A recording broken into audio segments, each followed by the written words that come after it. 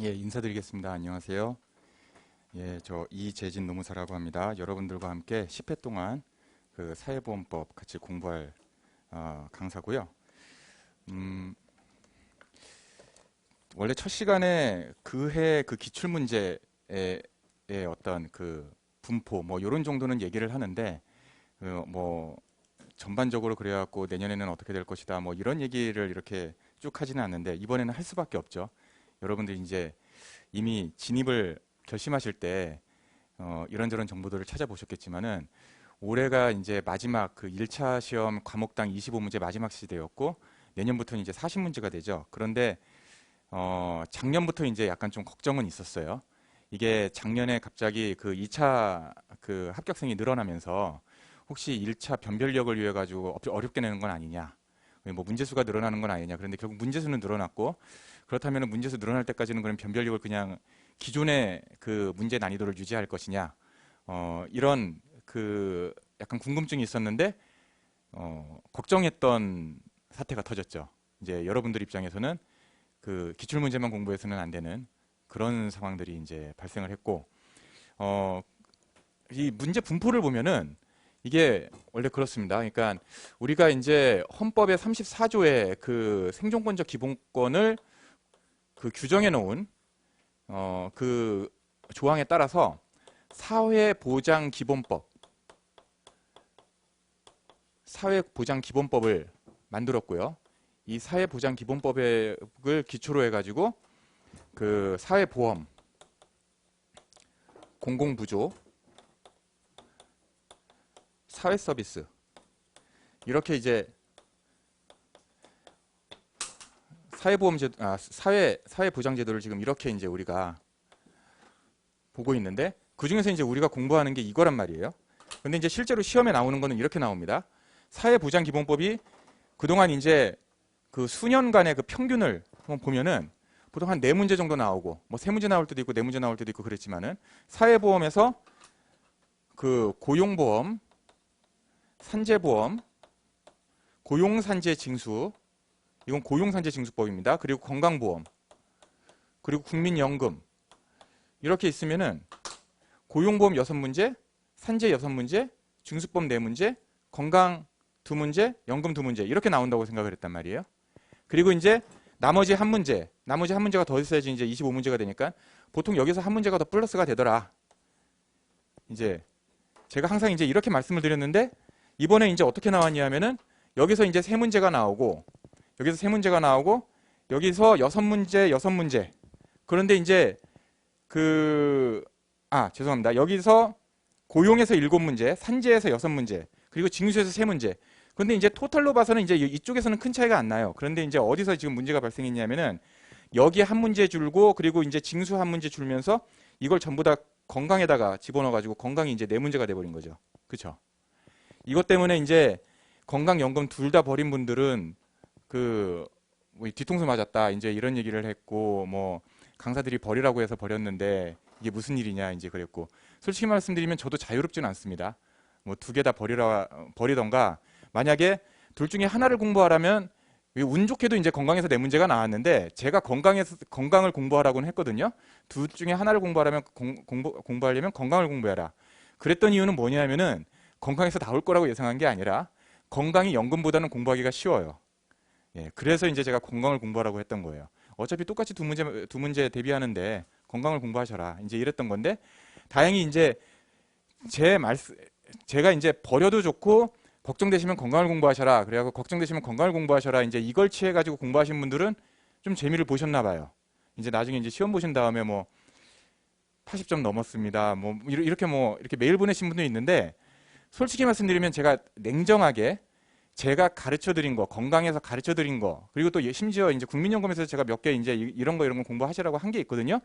그걸 다 공부해 가지고 정확하게 맞힐 수 있는 점수는 몇 점이었냐면 72점이었어요. 그러니까 그분들은 이제 몇 개 찍어서도 맞으신 거예요.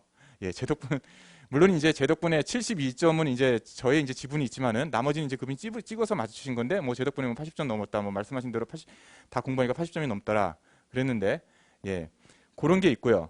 아무튼 모르겠습니다. 다른 강사님들은 어떤지 모르겠는데 저는 이제 평소에 원래 제가 강의하는 거 다 공부하시면 80점 넘습니다 그랬는데 그 80점의 기준도 사실은 건강연금 다 버렸을 때였어요. 예. 그런데 이제 이번에는 불행히 제가 이제 건강연금 가르쳐 드린 것까지 공부를 해야지 72점을 맞는 좀 이제 이런 상황이 벌어졌었죠. 예.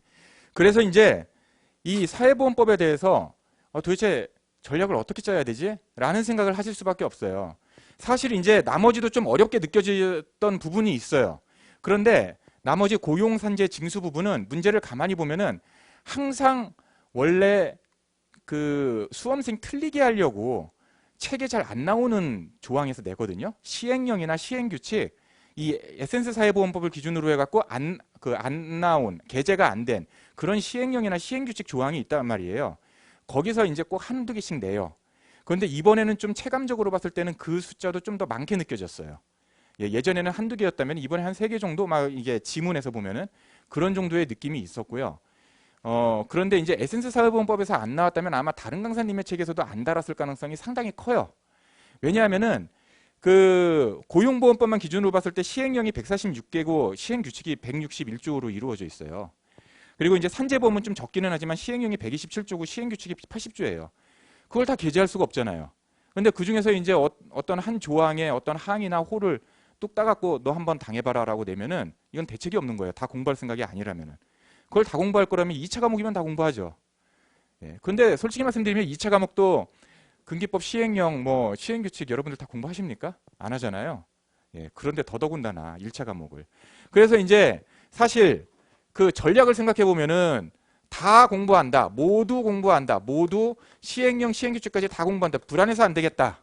이런 생각을 하실 분도 있을 거고 아니면은 중요한 거를 확실하게 골고루 제대로 공부한다. 그러니까 뭐냐면 그 기존에는 건강연금을 버렸었는데 이제는 내년에는 또 연금에서 갑자기 이렇게 나올 수도 있는 거잖아요. 올해 건강에서 뇌물제 나오듯이 연금에서 갑자기 징수법과 같은 그런 비중으로 확 낼 수 있단 말이에요. 그러다 보니까는 그러니까 여기서 모두 공부라는 얘기는 제가 시행령, 모든 시행령과 시행규칙까지 그 책에 안 나온 것까지 다 신경 쓰면서 공부를 할 거냐. 예. 이런 거고. 그 두 번째는 그게 아니라 책에 있는 내용을 모두 확실히 공부할 거냐. 예. 이건데 기존에는 이제 보통 건강연금 간단하게 공부하고 넘어가겠습니다. 뭐 이제 이랬는데 그거는 이제 못하겠다 이거죠. 40문제 시대니까는. 그래서 결국 이렇게 해야 되지 않겠느냐라는 거죠. 이거는 제가 좀 전에 말씀드렸다시피 좀 현실 가능성이 없다. 현실 가능성이 없고 결국은 이렇게 공부해야 되지 않겠느냐인 거고 이렇게 했을 때 그 목표 점수를 이렇게 다 공부했을 때 한 70점 정도를 목표로 하면은 현실적인 거 아니겠냐라는 생각이 들어요. 제가 이 말씀을 왜 드리냐 하면은 이겁니다. 여러분들께서 사회보험법의 불안감을 느끼시면은 여기에 엉뚱하게 시간을 많이 투자를 하시면 다른 걸 공부를 할 시간이 줄어들죠. 그런데 우리 수험 공부는 시험의 그 시간의 엘로케이션도 상당히 중요하잖아요. 그러다 보니까는 사회보험법에 어느 만큼 투자를 해야 되느냐라는 이제 갈등을 느끼실 텐데 기존에 공부 안 하던 건강연금도 좀 더 확실하게 공부한다는 그런 전략으로 좀 취해 주시면은 조금 부담감을 좀 덜 수 있지 않을까. 물론 제가 예전에는 사회보험법은 전략 과목이라고 말씀드렸어요. 그런데 솔직히 말씀드리면 이제는 이 70점 맞은 거 갖고 70점, 최대 70점 맞는 걸 갖고 전략 과목이라고 할 수는 없어요. 그러다 보니까 그러면은 1차 과목 중에 어떤 걸 전략 과목으로 삼아야 되느냐. 이런 이제 그 걱정이 드실 텐데 결국은 2차 과목이기도 한 과목을 전략 과목으로 삼으셔야 돼요. 노동법. 그리고 이제 여러분들이 약간 좀 그 연관성은 조금 떨어질 수는 있지만은 노동경제학을 하신다면은 뭐 경제학. 그리고 이제 그 뭐 인사관리는 당연히 2차 과목이니까는 그 인사관리에다가 뭐 경조까지 하신다면은 뭐 경영학. 중에서 이제 특히 이제 그 파트를 이제 좀 열심히 공부하신다던가 뭐 이렇게 돼야 되는데 그 중에서 가장 확실한 건 결국 노동법이죠. 노동법 여러분들 90점 이상 맞는다는 생각으로 하셔야 돼요. 실제로 90점 이상 맞을 수 있어요. 1차로 노동법을 공부하시지 않고 제 경험이기도 한데 2차로 열심히 노동법을 공부하시고 나중에 시험 직전에 1차 노동법 연습 문제를 쫙 풀어보시잖아요. 그럼 90점 이상 맞을 수 있어요. 예, 그걸 전략 과목으로 삼으시고 노동법은 아무리 공부해도 안 아깝잖아요. 예, 그리고 사회보험법이나 기타 1차 과목들은 너무 힘주지 마셔라. 올해 충격받으시고 40문제라고 너무 충격받으시지 마셔라. 좀 이제 이 말씀을 드리고 싶고, 이걸 한번 계산을 해볼까요? 어떻게 되는지. 자, 25문제가 제가 말씀드린 대로, 자, 올해 기준으로 보면은, 자, 25문제 체제에서 Q는 이제 퀘스천 문제라는 뜻입니다. 366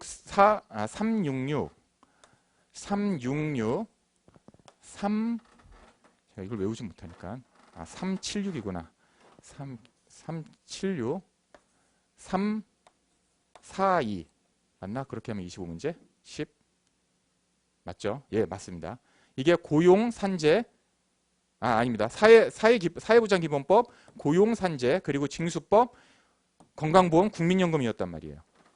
자, 그런데 여기서 솔직히 말씀드리면은 이게 각각의, 자, 이거는 기본법이고 고용산재, 징수, 그리고 건강보험, 국민연금이라면은 여기서 솔직히 앞으로도 계속 건강보험이 이렇게 네 문제 비중으로 나올 거냐라는 보장이 없다고 계속 말씀드리잖아요. 그래서 이 세 개는 같은 비중으로 난다고 이제 가정을 하면은 이렇게 이제 가정을 세울 수 있겠죠. 예. 3, 66, 그리고 4, 죄송합니다. 3에 징수가 하나 더 난다고 한번 가정을 해봅시다. 433. 이렇게 한번 가정을 세워볼게요. 이렇게 하면은 이제 대강 이제 요거 문제수는 맞죠? 이 세 과목의 문제수는 맞죠? 그리고 전체적으로 보면은 25문제인가요? 9, 15, 19, 예, 25문제 맞네요. 이렇게 되는데 이걸 40문제로 했을 때 어떻게 되는지 제가 한번 계산을 해놨거든요. 여기. 예, 40문제가 되면은 죄송합니다.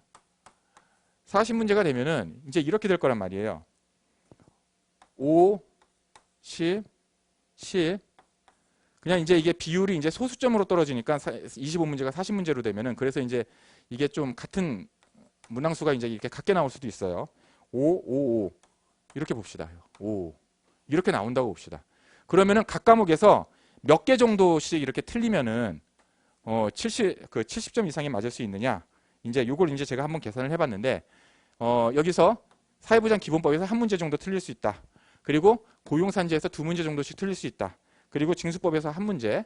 그리고 건강국민연금에서 아무래도 이쪽에서 공부를 하더라도 약간 조금 뭐 이쪽만큼 기존에 이제 원래 전통적으로 중요했던 이쪽만큼 꼼꼼하게 공부를 안 한다. 그렇게 가정을 할 경우에 이제 한 두 문제씩 틀린다. 라고 이제 가정을 하면은 모두 이제 몇 점이 그 마이너스가 되면 25점이 마이너스가 돼요. 그래서 이제 이렇게 되면 마이너스 25점이 되었고 결국 75점이 나오는 거예요. 예. 그래서 열심히 우리가 골고루 공부해서 75점 맞을 수 있도록 하자. 이제 이런 말씀 드리는 겁니다. 예.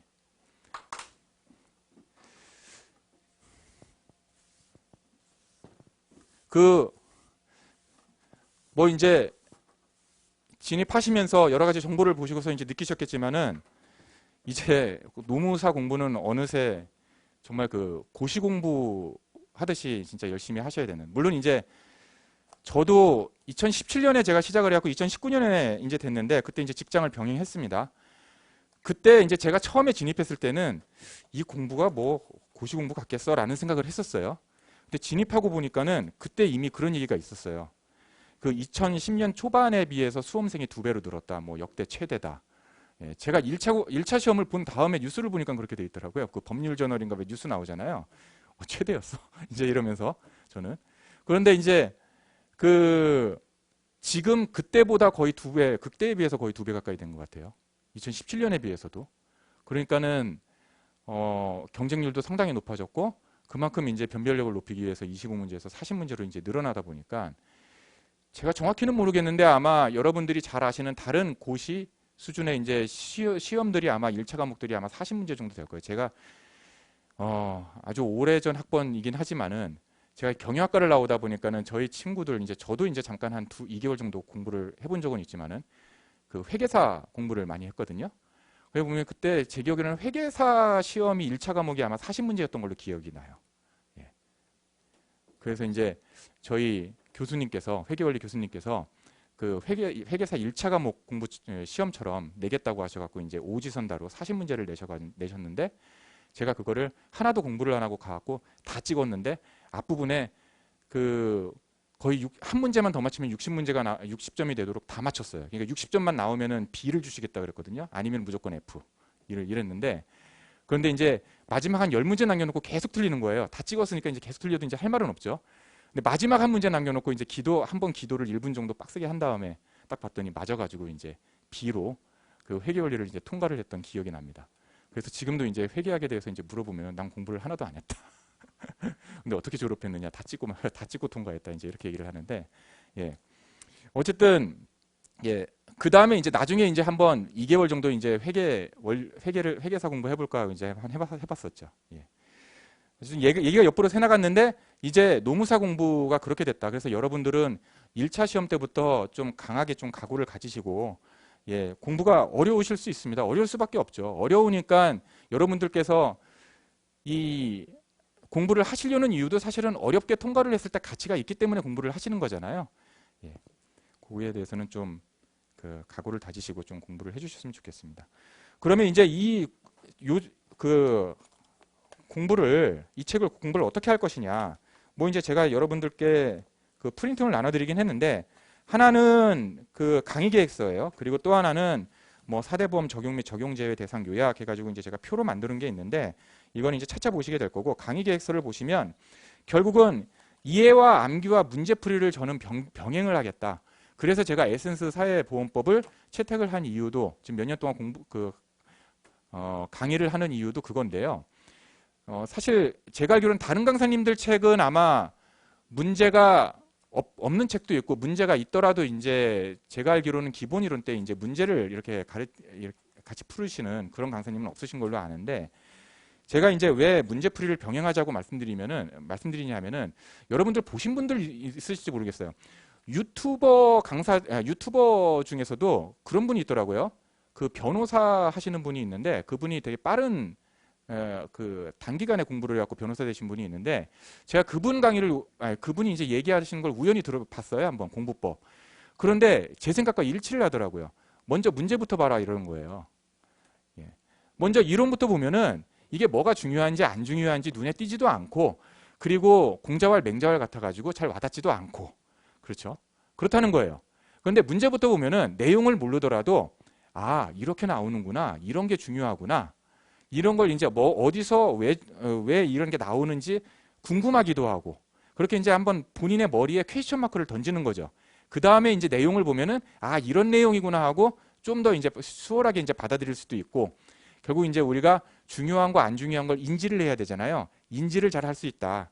이제 이런 의미로 이제 말씀을 하시던데 제가 이제 예전부터 이제 문제풀이 같이 병행해야 한다는 이유도 사실 그랬어요. 그리고 이제 또 하나 저는 이제 수험 때 사회보험법을 이 에센스 사회보험법으로 저 역시 이제 저는 그때 독학을 했는데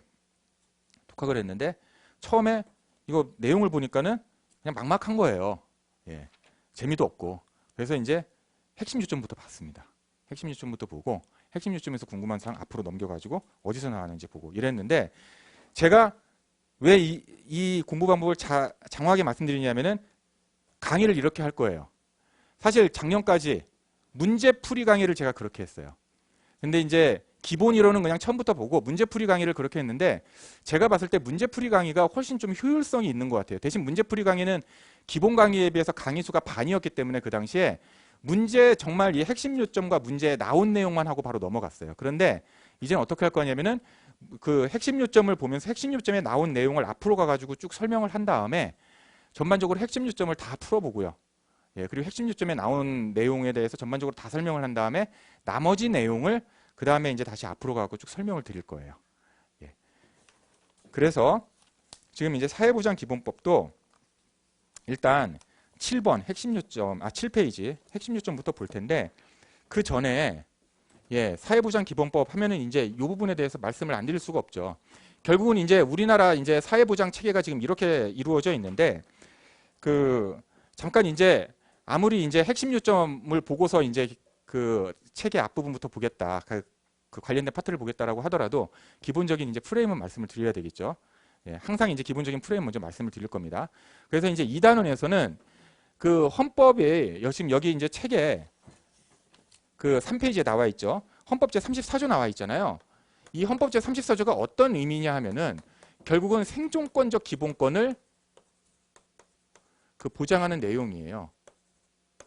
그래서 이제 그 이 전 세계의 그 사회부장 지도의 역사를 보면은 이제 제일 먼저 나온 게 공공부조입니다. 공공부조가 언제 나왔냐면은 공공부조의 효시가 1601년에 그 영국의 엘리자베스 여왕이 구빈법을 제정을 해요. 구빈법을 제정을 한 이유가 뭐냐면은 그 원래 농노나 그 소작농이나 이런 사람들이 그 자신들이 살던 이 공지에서 쫓겨나요. 그 봉건 귀족들에 의해서, 봉건 지주들에 의해서. 왜냐면 봉건 지주들이 이게 도시에서 막 이렇게 뭐 그 모피 산업 이런 게 이제 발달을 하니까는 그 자기들이 이제 양을 키우기 시작한 거예요. 양털 이제 팔면은 돈이 되는구나 해가지고 공지에 이제 인클루저 운동이라고 하잖아요. 울타리를 가둬놓고서 양을 키우면서 그 이렇게 공장에다가 이제 팔면서 이제 돈을 벌기 시작했단 말이에요. 그러다 보니까 이제 점점 더 양을 키우는 땅을 늘린 거죠. 이게 재미가 있으니까는. 이게 돈 꽤 되네 하면서. 그러다 보니까는 농노들이 살 공간이 없어지는 거예요. 그러면서 이제 농노들이 이제 쫓겨나고 어디로 쫓겨나냐면 결국 도시로 이제 나온 거죠. 도시에 그래도 일자리가 이제 점점 생기니까는. 그런데 이제 도시에서 이제 일자리가 그렇게 많지 않잖아요. 아무리 생긴다 하더라도. 그러니까는 대부분의 사람들이 전부 다 이제 도시 빈민이 되고 거기서 이제 막 범죄가 발생하고 나중에 이제 체제까지 위협을 하니까는 이제 그 엘리자베스 여왕이 구빈법을 제정한 게 이게 이제 공공부조의 효시예요. 이게 공공부조의 효시고요. 그 다음에 좀 시간이 지나가지고 이제 산업혁명이 일어나고 산업혁명이 일어났는데 경제가 발전하는 만큼 그렇게 이제 노동법이라든지 이런 그 근로자들의 어떤 기본적인 생활을 보장해 줄 수 있는 그런 사회 체계는 제대로 형성이 안 돼 있었어요. 그러다 보니까는 이 사람들이 그 소위 착취당한다. 이제 이런 느낌을 강하게 가졌죠. 실제로 이제 착취를 당했죠. 예전에 그러니까 어린이들 이제 보호하는 법도 없어갖고 어린애들이 이제 이렇게 힘만 쓸 줄 알면은 바로 이제 그 노동을 하기 시작했고 그 노동 시간에 어떤 제한도 없었고 뭐 광산에서 일하고 그런 내용들이 실제로 이제 그림으로도 남아 있고 그리고 이제 그 어른 근로자들 역시도 그렇게 열심히 일을 했음에도 불구하고 밤에 잠잘 데가 없어가지고 잠을 어떻게 자냐면은 그냥 의자 위에 쪼그려 앉아가지고 그 빨랫줄 같은 거에 이제 자기 몸기 대고 이제 자는 그런 사회였어요. 그것도 이제 돈을 내고 이제 잘 수 있는 공간, 그 돈이 없는 사람들이 이제 그렇게 자고 좀 돈 있는 사람들이 어디서 자냐면은 관에 누워서 잤어요. 관에. 이 방에다가 관 여러 개 놓고서 거기 누워서 자고 이제 거기에 그거 이제 숙박비 내고 이런 사회였단 말이에요. 그러니까는 결국 공산주의, 사회주의 이게 이제 태동을 하잖아요. 그러면서 이제 이게 유럽에서 세력을 확장했단 말이에요. 1800년대 후반에는 거의 독일의 경우에는 그 의회의 이제 상당수를 의석을 그 이제 공산주의자, 사회주의자가 이제 차지하게 되니까는 그 당시에 비스마르크가 야, 이거 그대로 놔두면 안 되겠다, 큰일 나겠다, 정말 우리나라가 공산화되겠다 해가지고 그 불만을 어떻게 잠재우지 하다가 이제 맨 처음에 주창한 건 이제 산재보험 하자는 거였어요. 산재보험. 야, 적어도 이제 사람들이 다치면은 이 사람들 치료는 해줘야지. 적어도 살게는 해줘야지. 이거 지금 불만을 잠재울 거 아니야. 그런데 이제 그 당시 이제 그 재해보상, 그 산재보험을 도입하려고 그랬는데 워낙 이제 그 반대 의견이 강해가지고 대신 이제 제일 먼저 하게 된 게 결국 의료보험이었어요. 의료보험하고 이제 산재보험하고 이제 이렇게 됐는데 이런 이제 사회보험 1800년대 후반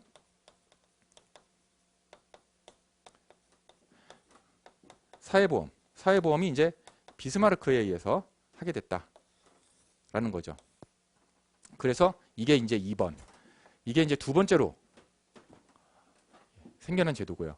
그 다음에 이제 이 헌법상 생존권적 기본권 개념이 이제 어디서 나오냐 하면은 이렇게 그 사회보험을 만들고 나름 이제 공산주의 혁명을 이제 잠재우려고 했는데 그런 어떤 바람을 잠재우려고 했는데 결국 어디서 혁명이 일어나냐면 1907년에 러시아의 볼셰비키 혁명이 발생을 한 거예요. 그런데 러시아는 이제 동쪽이죠. 우리 유럽에서는 이제 동쪽이잖아요.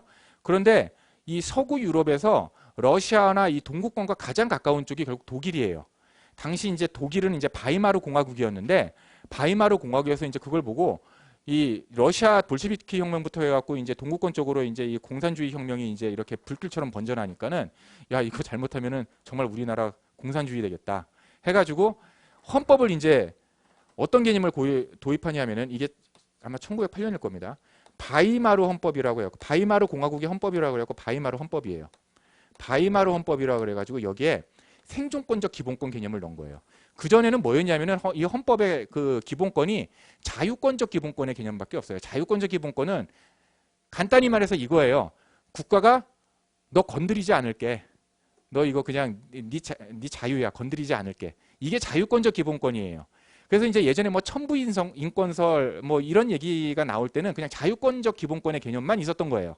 그런데 이 국가가 돈을 써가지고 뭔가 이렇게 사람들의 그 사회 안전망을 구축하고 이렇게 사람들이 살 수 있게끔 해준다라는 개념이 그때까지만 해도 이렇게 어떤 헌법적인 권리로서 기본권의 개념으로서 명확하게 이제 자리 잡히지 않았는데 그래 이제는 우리가 국가가 세금을 걷어가지고 국가가 돈을 써가지고 너희들 최소한의 생활을 보장을 해줄게. 그럴 의무가 있어 국가가.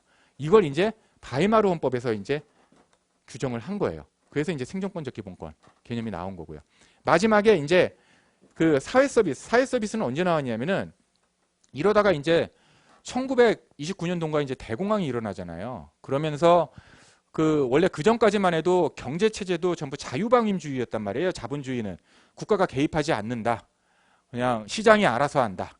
이러다가 야, 시장에서 알아서 하게 뒀더니 이게 이런 문제가 발생을 하네 하면서 여러분도 이제 경제 공부하시는 분들은 알겠지만은 그때 이제 영국의 케인즈가 뭐 케인즈 이론 발표하고 그리고 이제 케인즈 이론 발표하기 전에 이제 그 루즈벨트 대통령, 미국의 루즈벨트 대통령이 이제 그 대공황을 극복하기 위해서 그 갑자기 기억이 안 나네. 루즈벨트 대통령이 저기 어쨌든 정부가 개입을 해가지고 뭔가 이렇게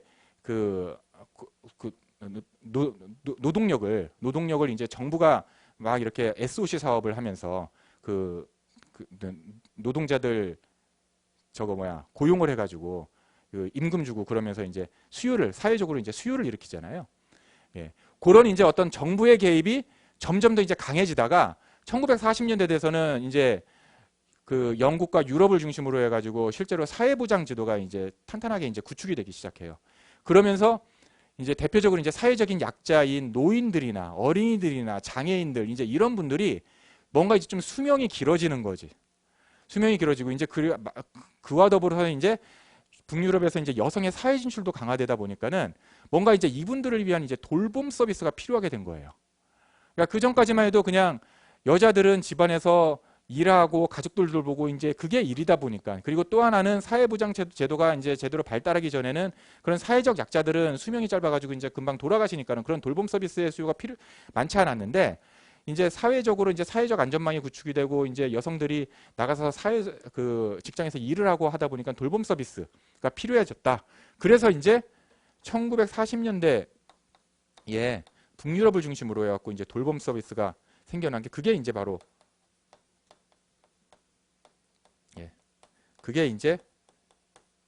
사회 서비스의 효시가 된 거죠. 이렇게 제도가 형성이 되어 왔다라는 거 하나 말씀드리고 이렇게 됐을 때 이제 우리나라는 이 제도가 어떻게 되어 있냐 구조를 한번 보시면 이렇게 돼요. 이렇게 피라미드를 그려보면은 제일 밑에가 이제 가장 경제적으로 그 좀 열악한 사회적 약자들을 위한 그런 제도를 이제 맨 밑에 구축을 어떻게 해놨냐면은 이쪽에 이제 공공부조 사회적 약자를 위한 공공부조 제도가 있고 그리고 여기서도 사회 서비스가 있어요. 그런데 여기는 부담 능력 없는 그러니까 경제적인 부담 능력이 없는 자에 대한 그래서 제가 무라고 쓸게요.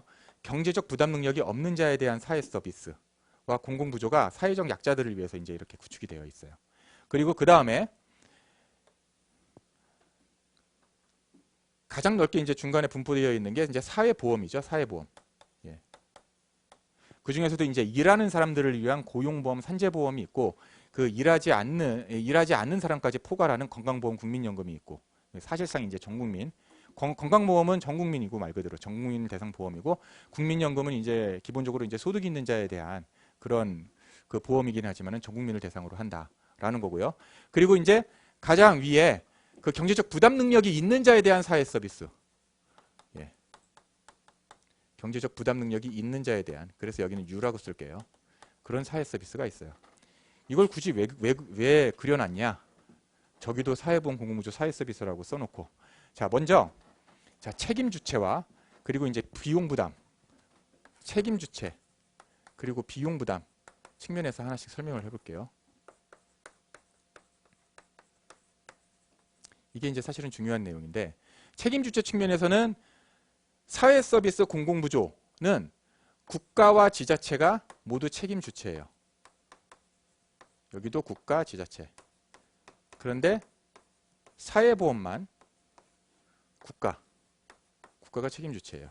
예, 이 시험에서 중요한 의미를 지닙니다. 왜냐하면은 그 지문에서 이제 이렇게 나와요. 국가와 지방자치단체는 무엇을 하여야 한다. 국가와 지방자치단체는 무엇을 하여야 한다. 그런데 갑자기 사회보험 얘기할 때도 국가와 지방자치단체는 사회보험을 뭐 어떻게 해야 된다라고 하면 땡인 거예요. 사회보험은 그냥 국가만 하는 거예요. 지자체는 안 하고. 예. 그래서 이제 국가는 하는 게 사회보험을 포함해서 총 4개예요. 그걸 제가 이제 좀 이따 다시 말씀드릴게요. 그리고 이제 비용 부담은 어떻게 되냐면은 경제적 부담 능력이 있는 자의 사회 서비스, 맨 위에 사회 서비스는 예, 수익자 부담 원칙이에요. 수익자 부담 원칙. 예. 수익자 부담 원칙이에요. 이 원칙을 말씀드리는 거예요. 수익자 부담 원칙이다 보니까 국가와 지방자치단체는 비용의 일부를 부담할 수 있어요. 예. 그래서 여기도 조심하셔야 돼요. 비용 부담 원칙이 수익자 이렇게 되어 있으니까는 국가와 지방자치단체는 일부만 부담할 수 있지 전부를 부담할 수 없어요. 그래서 사회 서비스, 경제적 부담 능력이 있는 자에 대한 사회 서비스는 국가와 지방자치단체가 전부 또는 일부를 부담할 수 있다 하면 땡인 거예요. 왜냐하면 일부만 부담을 하니까는 수익자가 원래 부담을 해야 되니까. 반면에 이 경제적 부담 능력이 없는 그러한 사회 서비스와 공공구조는 비용 부담을 기본적으로 어디서 하냐면 국가와 지자체가 하는 거예요. 그래서 여기는 지문이 이렇게 나올 수 있는 거예요. 경제적 부담 능력이 없는 자에 대한 사회 서비스는 국가와 지방자치단체가 비용의 일부를 부담할 수 있다. 그러면 그게 이제 땡인 거예요. 왜냐하면 전부도 부담을 할 수 있으니까. 예. 왜냐하면 부담 주체의 원칙이 국가와 지자체잖아요. 반면에 사회보험은 뭐냐면 가입자가 부담하는 게 원칙이에요. 가입자가 누구냐 하면은 사용자, 그리고 피용자, 그리고 이제 자영업자들 이렇게 임의 가입을 하게 되면 자영업자들 이렇게 사용자, 피용자, 자영업자 아마 이렇게 나와요. 책에는. 어쨌든 이런 정도는 좀 정리를 하고 여러분들이 보셔야 돼요. 예. 그리고 역시 마찬가지로 사회보험 역시도 결국 이렇게 나오는 거예요. 국가와 지방자치단체가 뭐 전부 또는 일부를 부담한다, 또는 국가와 지방자치단체가 일부를 부담한다 그러면은 사회보험 얘기는 그게 틀려요. 사회보험은 어쨌든 일단 기본적으로 지방자치단체가 들어가면은 틀려요. 그리고 두 번째로 뭐냐 하면은 여기도 비용 부담의 주체가 누구냐면 보험 가입자잖아요. 사용자, 피용자, 자영업자 등 보험 가입자잖아요. 그러다 보니까는 여기서 국가가 전부 또는 일부를 부담할 수 있다. 사회보험 관련해서 비용을. 그리고 또 땡이에요. 왜냐하면 일부만 부담하는 거예요. 예, 원칙적으로는 가입자가 부담을 하니까. 이런 프레임워크를 이해를 하신 다음에 이제 한번 문제를 보시죠. 7페이지 1번부터 한번 볼게요. 사회보장기본법은 사회보장에 관한 국민의 권리와 국가 및 지방자치단체의 책임을 정하고 있다.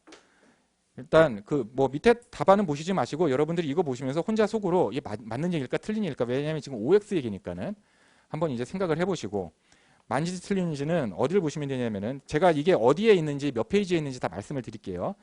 그래서 이제 여러분들이 각자 알아서 이제 한번 표기를 해놓고 나중에 이제 여러분들이 공부를 하실 때도 그런 순서로 한번 공부를 해보세요. 이건 이제 3페이지에 있어요. 예. 3페이지에 보시면 3페이지에 이 법의 목적 해가지고 그 중간쯤에 보시면은 여기 이제 약간 다이어그램처럼 이렇게 나와 있잖아요. 거기에 그 위에 박스에 이렇게 나와 있잖아요. 사회보장에 관한 국민의 권리와 국가 및 지방자치단체의 책임을 정한다. 이렇게 나와 있잖아요. 예, 이게 사회보장기본법의 그 목적 이렇게 이제 되어 있죠. 그러다 보니까 이게 맞는 얘기예요, 틀린 얘기예요? 맞는 얘기죠. 예, 그래서 이건 동그라미고요. 그래서 이제 여기 법의 목적을 보시면은 이렇게 하고 이제 이게 여기서 문제가 나왔네 하고 요거 동그라미는 X네 이것만 하고 넘어가실 게 아니라 공부를 하실 때는 그럼 법의 목적을 다른 것 전체적으로 봐야죠.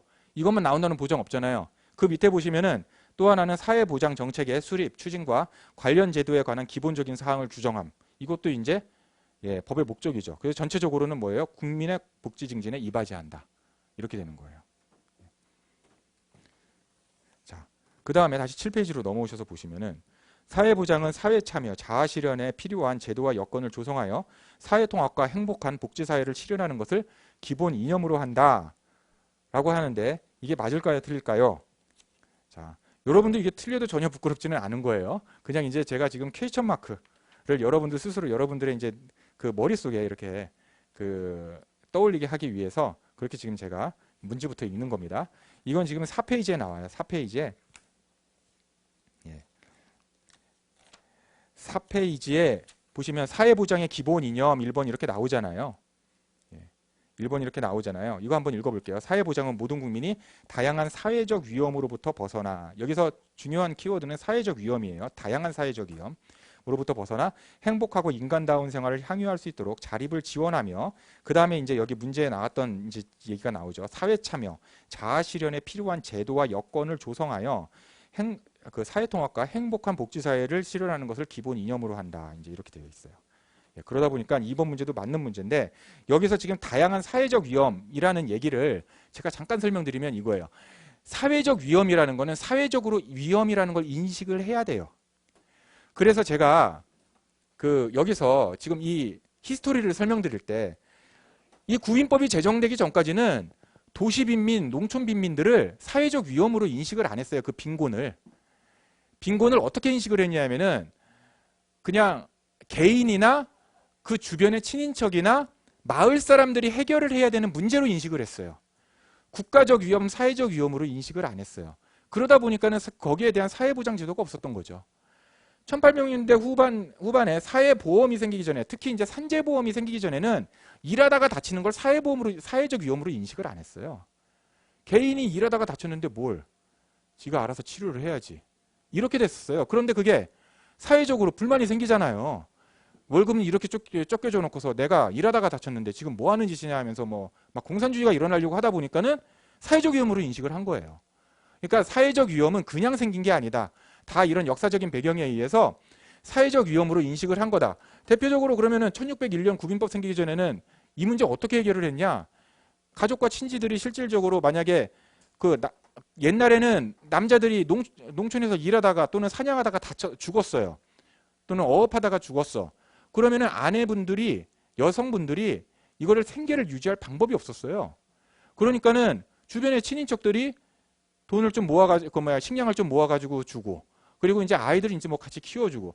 저희도 옛날에 이제 그 뭐 1960년대, 70년대, 80년대 저 어렸을 때만 해도 제가 이제 방학 때 시골에 놀러 가면 어떻게 하냐면 저도 다른 아이들이랑 같이 그냥 아무 데서나 그냥 노는 거예요. 그냥 저기 그때 뭐 이렇게 시골에 계신 어르신들은 전부 다 이렇게 농촌에 그 밭일 나가고 논일 나가고 그러다가 이제 애기들이 이제 흙도 주워 먹고 막 이랬거든요. 그게 이제 예전에는 더 했던 거죠. 더 했는데 지금은 그렇게 하면 큰일 나죠. 지금은 영유아 보육도 이거 사회적 위험이잖아요. 그래가지고 지금 어린이집 다 막 이렇게 설치 의무, 직장 어린이집 설치 의무, 그게 바로 사회 서비스예요. 사회 서비스 제도, 사회 서비스에 관련된 법 중에 영유아 보육법이 있어요. 그거에 의해 가지고 직장 어린이집 설치 의무가 생기는 거예요. 그 500명 이상의 근로자, 상시 근로자가 있거나 300명 이상의 여성 근로자가 있는 경우에는 직장 어린이집 설치 의무가 있어요. 영유아 보육법에 의해서. 예전에는 그런 게 없으니까는 어떻게 돼요? 그러니까 애들이 동네에서 놀았죠. 저도 어렸을 때 부모님이 일 나가시면은, 직장에 나가시면은 동네에서 놀다가 뭐 유리창 깨먹고, 그다음에 저녁에 들어와 가지고 엄마한테 남의 집 유리창 깨먹었다고 이제 매맞고, 그다음에 이제 유리창값 물어내고, 그리고 이제 우리들끼리 이제 치고받고 싸우고. 그때는 학폭의 개념도 없어요. 지금은 학폭도 사회적 위험이잖아요. 그때는 학폭이 사회적 위험이 아니었어요. 애들끼리 뭐 치고받고 싸우다가 뭐 코뼈 부러질 수도 있는 거지. 이거였단 말이에요. 저도 코뼈까지는 아니지만 코피는 여러 번 터져봤고. 어쨌든 사회적인 위험이라는 게 이게 우연한 게 아니다. 이게 사회가 발전을 하고 사회가 고도화되면서 위험으로 인식을 한 거다. 이게 저의 그냥 이렇게 뇌피셜이 아니라 실제로 여러분들 그 유발 하랄이라고 호모 사피엔스, 호모는 빠지는구나. 사피엔스라는 책 쓴 사람 있잖아요. 사피엔스 책에 딱 그 얘기가 나와요.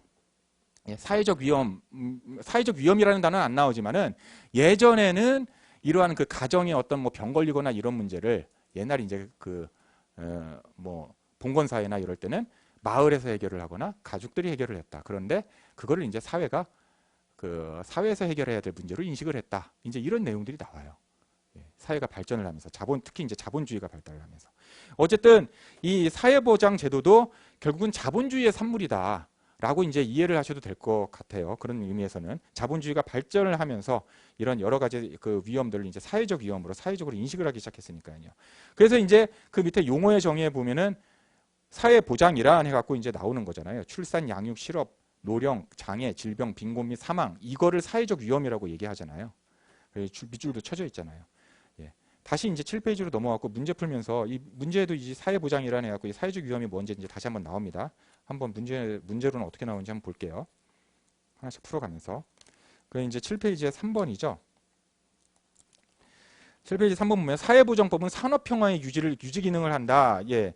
여러분들 지금 노동법 공부 시작하셨을지 모르겠는데, 예, 아마 시작을 하셨겠죠. 1차 진입하시는 분들이 사회보험법부터 공부를 하시는 분들은 저 역시 그랬고 못 봤는데, 예, 산업평화의 유지 기능을 하는 거는 노동조합법입니다. 예. 그래서 이거는 틀린 지문이고요. 이건 노조법 얘기다 보니까는 앞에 예, 어디 본문에 나와 있는 얘기도 없어요. 자, 그 다음에 4. 업무상 재해라는 사회적 위험으로부터 국민을 보호하기 위해서 제정된 법은 산업재해보상보험법이다. 이렇게 되어 있는데 이거는 맞는 얘기인지 틀린 얘기인지 역시 4페이지에 와서 보시면은 4페이지에 와서 보시면은 그 용어의 정의에 괄호 2번에 보시면 사회보험이란 국민에게 발생하는 사회적 위험을 보험의 방식으로 대처하면서 아무튼 여기 사회보험, 공공부조, 사회서비스는 모두 사회적 위험을 대체하는 거예요. 그런데 어떤 방식으로 대처하느냐가 문제인데 사회보험이 바로 보험의 방식으로 대처를 하는 거예요. 그래서 국민의 건강과 소득을 보장하는 제도예요. 그래서 이제 그 밑에 보시면은 대표적으로 이제 사회보험법이 국민건강보험법, 국민연금법, 고용보험법, 산업재해보상보험법인데 이 중에서 이제 산업재해보상보험법이 업무상 재해라는 사회적 위험으로부터 국민을 보호하기 위해 제정된 법이에요. 이게 업무상 재해라는 사회적 위험으로부터 국민을 보호하기 위해 제정된 법이다라고까지는 여기에 본문에는 안 나오지만은 여기 이제 7번에 4번 7페이지에 4번 문제 지문에 이제 이렇게 나오잖아요. 예. 이 산업재해보상보험법이 그 보험의 방식으로 해결하는 사회적 위험이 뭐냐면은 바로 업무상 재해예요. 이거는 산재보험에서도 여러분들이 공부를 하실 거예요. 그러다 보니까는 예. 여기 본문에 왜 안 나와 있어? 왜냐하면 결국 여러분들이 산재보험을 공부하시고 산재보험에서는 분명히 업무상 재해라고 명시가 되어 있으니까. 예. 그렇게 이해를 하시면 됩니다. 그래서 보험의 방식이라는 게 뭐냐? 결국 우리가 사회보험을 공부를 하니까 보험이 어떤 의미인지 이미 아시는 분도 있고 모르시는 좀 이렇게 어렴풋하게 아시는 분도 있고 잘 모르겠다 하시는 분도 있겠지만은 가장 단순하게 이렇게 생각을 하시면 됩니다. 여러분들이 본인이 생각했을 때 본인이 평생 동안 암에 걸릴 확률이 얼마나 되신다고 생각을 하세요? 본인 개인적으로? 모르시죠? 예, 몰라요. 이게 의학적으로는 다 통계가 있어요. 어떤 암은 뭐 몇십만 명 중에 한 명이 걸린다. 어떤 암은 몇만 명 중에 한 명이 걸린다. 이것도 시대가 변하면서 자꾸 변하잖아요. 예, 예전에는 뭐 이렇게 뭐 대장암이나 위암이나 이런 게 없었는데 그거 적었는데 물론 이제 병 자체를 발견을 못했을 수도 있죠. 그런데 이제 그게 이제 요즘 점점 더 많아진다거나 뭐 이런 얘기를 하잖아요. 뭐 그리고 이제 현대 사회가 뭐 육류를 많이 섭취하면서 어떤 암이 증가를 한다거나 뭐 이런 게 있지만은 어쨌든 한 시대를 스냅샷으로 이렇게 그 공시적 관점에서 봤을 때는 분명히 어떤 통계가 있어요. 그거는 상당히 의미 있는 통계적으로 의미 있는 모집단을 모아놨을 때 그 통계가 의미가 있는 거지 나 개인적으로는 그렇게 의미가 없어요. 예를 들어서 어떤 암의 발병률이 이 사회에서 10%라고 하더라도 내가 안 걸리면 저한테는 0%예요. 제가 걸리면 100%고요. 그렇잖아요. 그래서 적은 수를 상대로는 사실 보험의 방식으로 해결을 못해요. 왜냐하면은 내가 0%인지 100%인지 모르잖아요. 만약에 보험가입자가 저 한 명이면은 제가 만약에 암보험을 든다. 그런데 암보험 가입자가 저 한 명이다. 근데 저 한 명을 위해서 암보험을 들어야 된다라고 하면은 저는 제가 암에 걸릴 확률 100%로 가정을 하고 보험료를 내야 돼요. 그래야지 제가 암에 걸렸을 때 보험회사가 손해보지 않고 저한테 돈을 줄 거 아니에요. 예. 그런데 이게 100명만 모여도 이제 의미가 있게 돼요. 우리가 100명이 모였는데 예를 들어서 예, 위암에 걸릴 확률이 예입니다. 10%다. 라고 하면은 1%다. 1%라고 하면은 어떻게 되냐면은 나는 우리 100명 중에 한 명이 암에 걸릴 거라고 100명 중에 1%인 한 명이 암에 걸릴 거라고 가정을 하고 그 한 명의 치료비를 위한 보험료를 내면 되는 거예요. 그러면은 나도 보장이 돼요. 그 1%가 나일 수도 있으니까. 이게 보험의 방식이에요. 그러다 보니까는 보험료는 우리가 왜 내요? 어떤 특정한 그 보험이 해결해 주려고 하는 커버해 주는 위험이 발생할 것에 대비해 갖고 우리가 내잖아요. 그런데 우리가 기대하는 건 뭐예요? 만약에 그 이벤트가 액시던트가 일어나면은 나는 그렇게 많은 돈을 부담하지 않아도 된다는 걸 기대하는 거잖아요. 이게 바로 보험의 방식이라는 거예요. 그래서 위암을 한 번 걸렸을 때 그 치료비가 100만 원 든다. 라고 그러면 나 혼자 부담하려면 100만 원을 내야 되지만 내가 100명이 가입되어 있고 1%만 걸릴 위암을 위한 보험을 들었다면 나는 100만 원이 아닌 1만 원만 내면 되는 거예요. 그렇죠? 그럼 1만 원 그렇게 혹시 안 걸려도 크게 손해 아니네? 그러면서 이제 드는 게 결국 보험이잖아요. 이게 사회적 위험을 이렇게 보험의 방식으로 대처를 한다라는 얘기고요. 이제 보험의 방식이 어떤 의미인지 이제 이해를 하셨을 것이라 믿고 5번을 이제 다시 한번 보죠. 실업이라는 사회적 위험으로부터 국민을 보호하기 위해서 제정된 법은 국민기초생활보장법이다. 이렇게 되어 있는데, 자, 실업이라는 사회적 위험으로부터 국민을 보호하기 위해 제정된 법은 뭐냐면은 일단 다시 앞으로 4번에 넘어오시면은 사회보험의 종류 중에 이제 고용보험이 있잖아요. 이 고용보험. 여기도 이제 고용보험이 이제 실업이라는 사회적 위험을 보험의 방식으로 대처하기 위한 것이다라고 정의가 명확하게 나와 있지만 결국 않지만은 결국 고용보험법 파트에 가면은 여러분들이 그거를 이제 아시게 될 거고요. 보시게 될 거고. 어쨌든 이거는 고용보험법입니다. 5번. 그래서 이제 X가 되는 거죠. 그다음에 이제 6번 문제를 한번 볼게요. 제가 문제를 읽을 때 여러분들은 모르시더라도 이게 맞을까 틀릴까 이제 한 번쯤 계속 스스로에게 한번 퀘스천을 던져보세요. 그러니까 한번 맞춰보려고 찍어라도 한번 보려고 한번 노력을 한번 해보세요. 노령이라는 사회적 위험으로부터 국민을 보호하기 위해서 제정된 법은 국민연금법이다. 이건 맞을까요, 틀릴까요? 이것도 이제 역시 마찬가지로 4페이지에 괄호 2번 사회보험에 이제 국민연금법 있잖아요. 이게 바로 노령이라는 사회적 위험으로부터 사회적 보험의 방식으로 대처를 하기 위한 그런 법이 바로 국민연금법이에요. 그래서 이제 가만히 보시면은 지금 사회적 위험이라고 명시가 되어 있는 게 다 어디서 나오냐면은 괄호 1번 사회보장이라 해갖고 출산, 양육, 실업, 노령, 장애, 질병, 빈곤 및 사망이라고 되어 있잖아요. 그 중에서 이제 노령에 대비한 게 국민연금이 되는 거고요.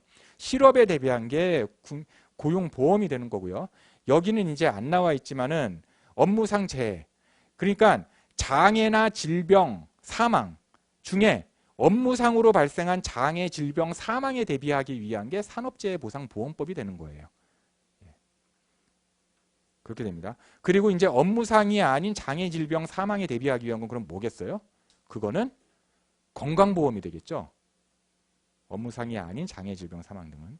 그리고 이제 업무상이 아닌 빈곤은 어떤 걸로 해결을 하겠어요? 그거는 국민연금법. 나중에 이제 내가 이제 퇴직한 다음에 내가 이제 노후에 이제 빈곤에 처해질 수 있잖아요. 노후의 빈곤에 대비하기 위한 게 바로 국민연금법이 되는 거예요. 자, 이런 식으로 됩니다. 그러면은 아까 이제 5번에 나온 얘기긴 하지만 국민기초생활보장법은 어떤 법이냐? 여기 괄호 3번에 공공부조의 밑에 보면은 공공부조법 해갖고 국민기초생활보험법, 의료급여법 나오죠. 이 국민기초생활보장법은 바로 공공부조의 일종인 거예요. 이거는 생활 유지 능력이 없거나 생활이 어려운 국민의 지금 4페이지에 이 용어의 정의에 괄호 3번하고 있습니다. 생활 유지 능력이 없거나 생활이 어려운 국민의 최저 생활을 보장하고 자립을 지원하는 제도예요. 자, 갑자기 공공부조 얘기를 왜 하냐? 국민기초생활보장법이 방금 지문에 나왔으니까 제가 말씀드린 거예요. 그 다음에 이제 다시 7페이지에 7번으로 한번 볼게요.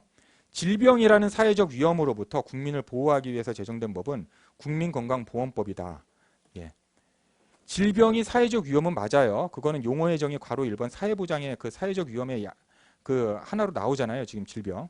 그러기도 하고요. 그리고 이제 이러한 사회적 위험으로부터 국민을 보호하기 위한 법은 국민건강보험법이 맞습니다. 이것도 이제 사회보험법의 하나로 여기 용어의 정의 괄호 2번에 나오죠.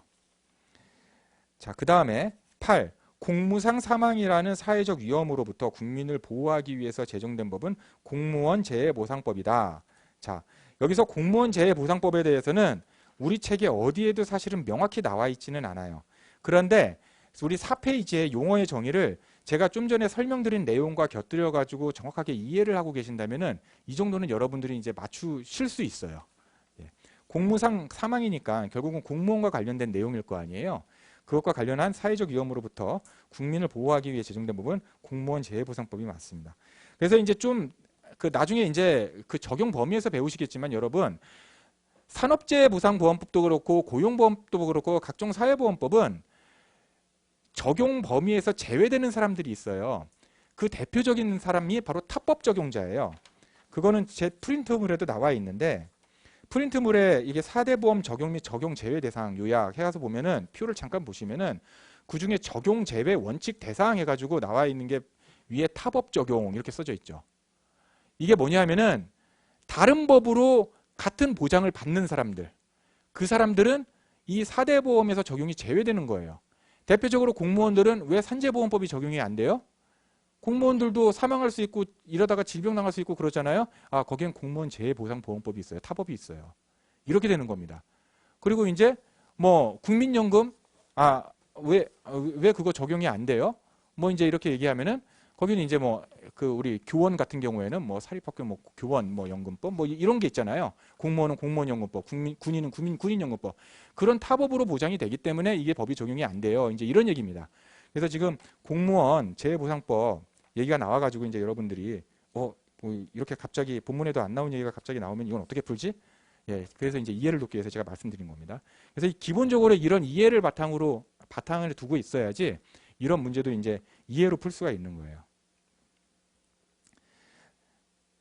자, 그 다음에 9번 문제 볼게요. 7페이지 9번 문제. 사회보장기본법상 사회보장이란 사회보험, 공공부조, 사회서비스, 사회안전망을 말한다. 우리 4페이지에 지금 보시다시피 용어의 정의도 보시다시피 뭐예요? 사회보험, 공공부조, 사회서비스 이렇게 세 가지만 있죠.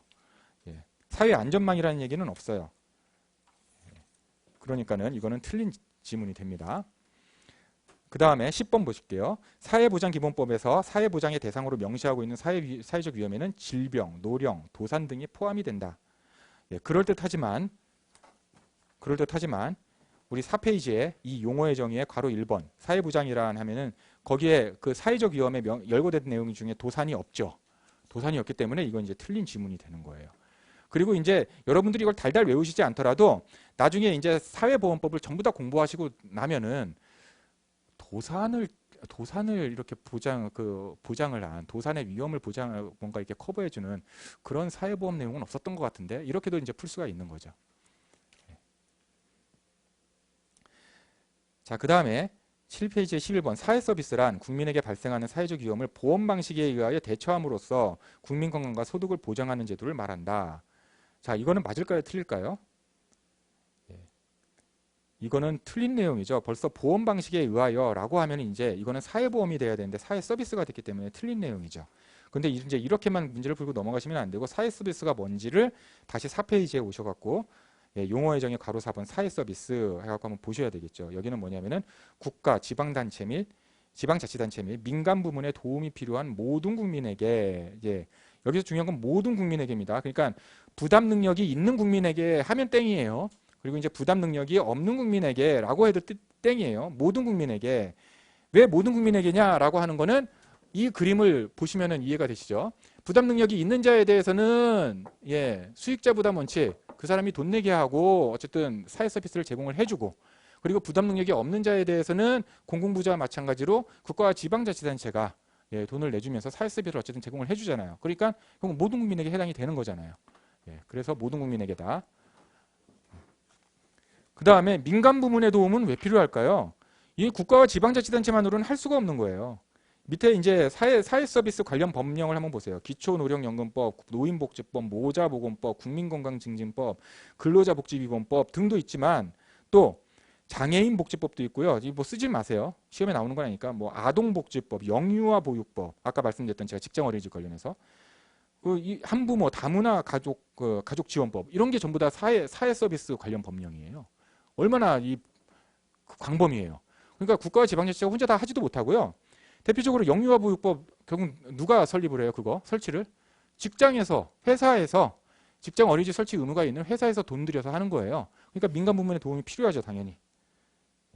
그리고 근로자복지기본법은 뭐냐면 여기 직장 다니시는 분이 있으신지 모르겠는데 여러분들 직장 가시면은 나중에 이제 선택적 복리후생제도 이런 기금을 뭐로 마련을 하냐면 그 사내 복지기금이라고 해요.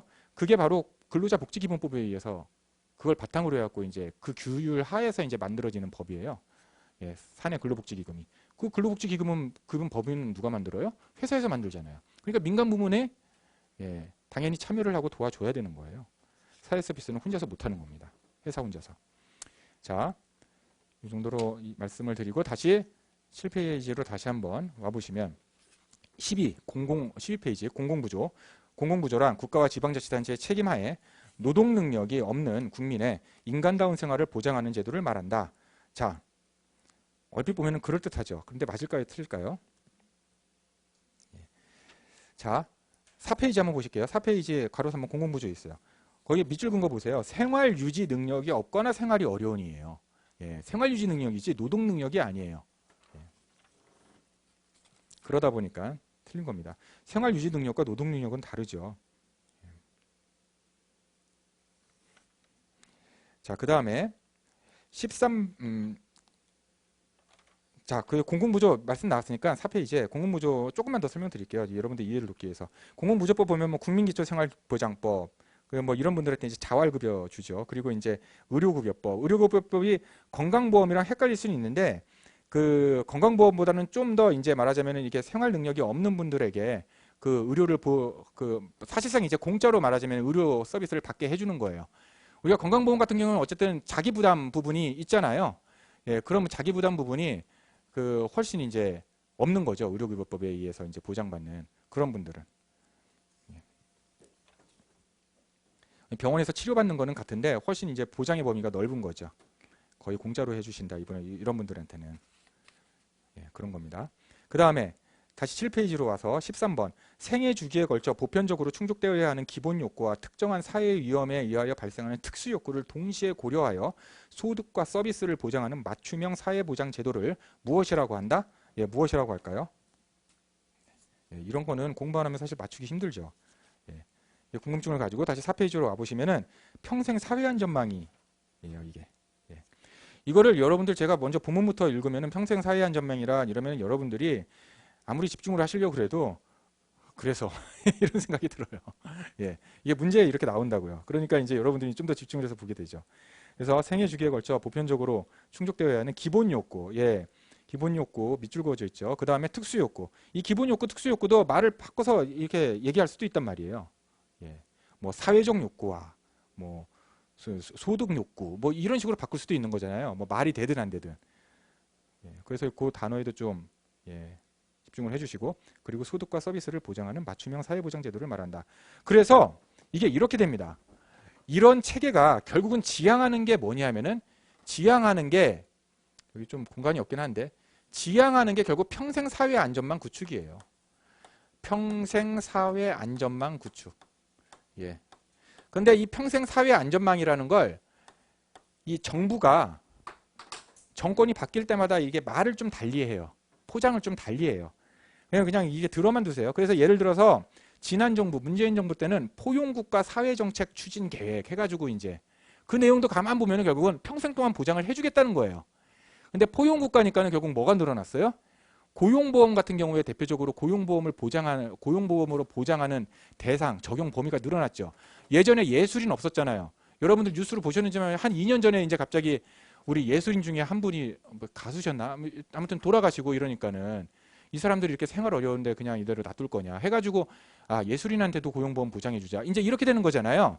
이게 그러면서 이제 나오는 얘기가 그 포용국가예요. 포용국가. 기존에 이렇게 소외되었던 이런 사회적 안전망으로부터 소외되었던 사람들을 우리가 포용해주자. 그래서 이제 뭐 노무 제공자 이런 분들도 예전에는 뭐 산재 같은 경우도 이제 되기는 했지만 산재 같은 경우도 이제 좀 더 강화를 시켰고 그리고 전속성 없앴고 최근에는 그리고 이제 그 고용보험 같은 경우에 노무 제공자 그 안 해줬는데 이제 해주고 지금 이렇게 이제 바뀌는 거예요. 그리고 이제 그 전에 이제 박근혜 정부 때는 뭐였냐면 생애 주기별 맞춤형 복지 또 이제 이런 표현을 썼어요. 어쨌든 결국 뭘 지향했냐면은 결국 다 여러분들 혹시 호기심이 생기면은 나중에 그 공부하시다가 머리 식힐 때는 이런 걸 한번 정보를 찾아보세요. 예. 그럼 이제 여러분들 공부에 이제 그래도 좀 이해를 돕잖아요. 이게 이제 박근혜 정부 때는 생애 주기별 맞춤형 복지 이제 이렇게 되어 있는데 그거 가만히 읽어보시면 결국은 평생 사회 안전망, 예, 평생 사회 안전망 예, 보장해 주겠다는 내용이에요. 예. 그게 그러니까 정부들이 그냥 소설 쓰는 게 아니에요. 다 나름대로 이렇게 법령에 나와 있는 내용들 있잖아요. 이거를 좀 포장도 하고 거기에 이제 법에서 아직 보장하지 않는 내용은 어떻게 우리가 확대할지 좀 고민도 하고 예, 그런 논의를 이제 국회에서 하기도 하고 또는 사회적으로 이제 언론에서 이슈가 되면은 이제 그거를 이제 국회나 이런 데서 논의를 하면서 이제 제도화되기도 하고 이제 이렇게 되는 거죠. 예. 자, 이렇게 하면서 일단 7페이지에 13번까지는 마쳤고요. 잠시 쉬었다가 이제 8페이지 14번부터 예, 하면서 전반적으로 여러분들께 다시 한번 이론 설명도 드리겠습니다. 네, 감사합니다.